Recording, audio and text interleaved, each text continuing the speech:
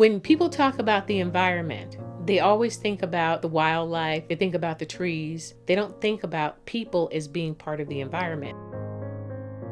NSWC is an environmental organization. We're located on the North Shore of Staten Island.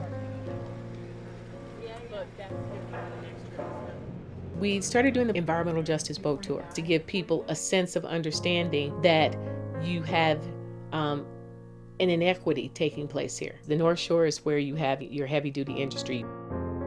On the East Shore and the South Shore are middle-income areas, predominantly white.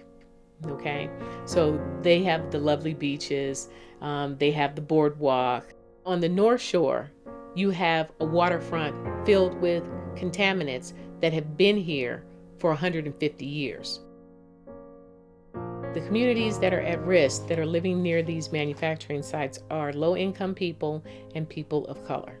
Those manufacturing sites can be anything from directly across the street from them to directly behind them.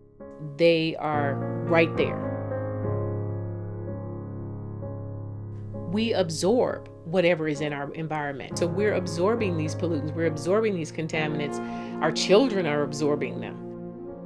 Our lack of action is killing us in dealing with our contamination issue, in dealing with our pollution issue. We identified 21 sites with contamination issues from St. George to Arlington. Most of these properties are in flood-prone areas. Those contaminants can migrate off of that waterfront, off of that property that it's on, and back towards the community during a sea level rising, storm surging, and flooding situation. Tonight, the water started pouring underneath the boardwalk and into a parking lot in South Beach, and then on to Father Capodanno. We warned people about this starting in 2005, before Hurricanes Irene and Sandy hit Staten Island, that we were not resilient, that we had contamination issues, that those contamination issues could cause health issues to the people that are living near this waterfront. We saw that with New Orleans. People are going to die from this. People are going to die. Cuomo declined to speculate on whether the ferocity of the storm had any relation to global climate change, but did note that the region needs to be prepared for a new normal when it comes to weather systems. Given the frequency of these extreme weather situations that we've had, and I believe it's an increasing frequency, for us to sit here today and say, well, this is once in a generation and it's not going to happen again, I think would be short-sighted.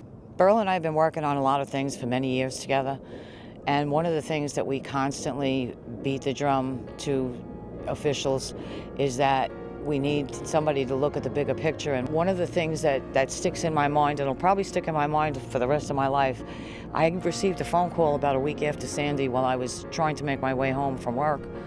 And it was a director of city planning who said, oh my God. And I said, what's the matter? He says, you and Beryl were trying to tell me that. Tell me this. And I just started crying, and I said, we did not want to be right, and we were right.